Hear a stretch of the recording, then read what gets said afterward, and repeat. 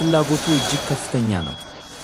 በየቀኑ ወደ 80,000 የሚጠጉ ሰዎች የሴኔጋል የባቡር ሥርዓት ኩራት በሆነው ተር ተብሎ የሚጠራው የክልላዊ ፈጣን ባቡር በሮች ያልፋል። ከ2021 ጀምሮ ባቡሩ በዳካር እና በ36 ኪሎ ሜትር ርቀት ላይ በሚገኘው አዲሱ የሳይንስና የአስተዳደር ማዕከል ዲያማዲዮ መካከል በመደበኛነት እየተመላለሰ ይገኛል። ፓቴ መደበኛ ተጓዥ ነው። ይህ የመንግሥት ባለሥልጣን በቀን ከ2 ሰዓት በላይ በትራፊክ መጨናነቅ ውስጥ ያሳልፍ ነበር። አሁን ግን የጉዞ ጊዜው 40 ደቂቃ ብቻ ነው። እናም ትልቅ ቦታ ለሚሰጠው አካባቢ ጥበቃ ጥሩ ነገር እያደረገ ነው። ተር ባቡር ብክለትን ይቀንሳል ብዬ አስባለሁ። ሙሉ በሙሉ ያጠፋዋል ማለቴ አይደለም፣ ነገር ግን ቀድሞውንም በመንገድ ላይ ጥቂት መኪናዎችን እየየን ነው።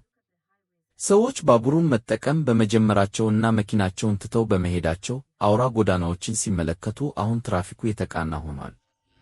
በአካባቢው ላይ እውነተኛ ተጽዕኖ እያሳደረ ይመስለኛል። የተር ባቡር የሴኔጋልን የካርቦን ዳይኦክሳይድ ልቀትን እስከ 2030 ድረስ በ30 በመቶ ገደማ ለመቀነስ የታቀደ ታላቅ ፕሮጀክት ነው። አገሪቱ በአሁኑ ጊዜ በየዓመቱ ወደ 12 ሚሊዮን ቶን የሚጠጋ የግሪንሃውስ ጋዝ ታመርታለች እና ከትራንስፖርት ጋር የተያያዙ ልቀቶች በሙሉ ማለት ይቻላል ከመንገድ ትራፊክ የሚመጡ ናቸው። ባቡሩን የሚጠቀሙ ተጓዦችን ቁጥር በማየት እያዳነው ያለውን የካርቦን ዳይኦክሳይድ ልቀት አስልተናል። እስካሁን ድረስ ከ55 ሚሊዮን በላይ ተጓዦችን አጓጉዘናል። እነዚህ ተጓዦች በመኪና ወይም በአውቶቡስ ፋንታ ባቡሩን ወስደዋል ብለን ካሰብን ከ150,000 ቶን በላይ ካርቦን ዳይኦክሳይድ አድነናል። የተጓዦች ቁጥር በመጀመሪያው ዓመት በቀን ከነበረበት 17,000 አሁን ወደ 5 እጥፍ ገደማ አድጓል። እንደ ክፍሉ እና እንደ መድረሻው ሁኔታ የቲኬት ዋጋ ከ80 ሳንቲም እስከ 4 ዩሮ ገደማ ይደርሳል። ጉዳይ ለመፈጸም ወደ ዳካር ሲሄድ ፈጣን መሆን ስለምፈልግ ባቡሩን መምረጥ እመርጣለሁ። በባቡር በመጓዜ በጣም ደስተኛ ነኝ። ቀደም ሲል ሁሉም ሰው በሚገፋፋባቸው አነስተኛ አውቶቡሶች ወይም ትላልቅ አውቶቡሶች ይጠቀም ነበር። በጭራሽ ቦታ አይገኝም ነበር። ከአሁኑ ሁኔታ ጋር ሲነጻጸር ያ በጣም አስቸጋሪ ነበር። ከካሰር ወደ ዳካር እመላለሳለሁ።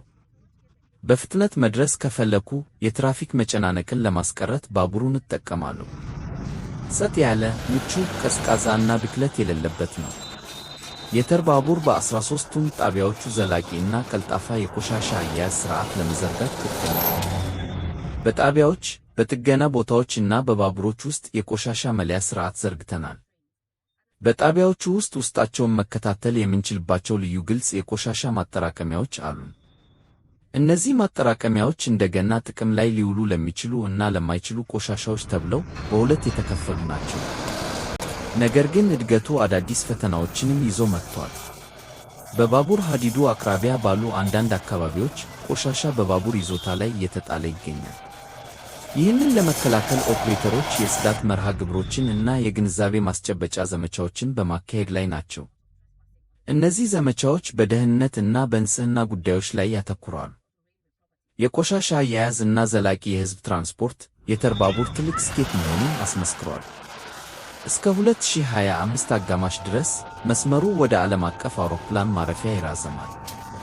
ባቡሩ ተጓዦችን እያጓጓዘ ብቻ አይደለም፣ ትልልቅ ምኞቶችን ወደ እውነት እየቀየረ ነው።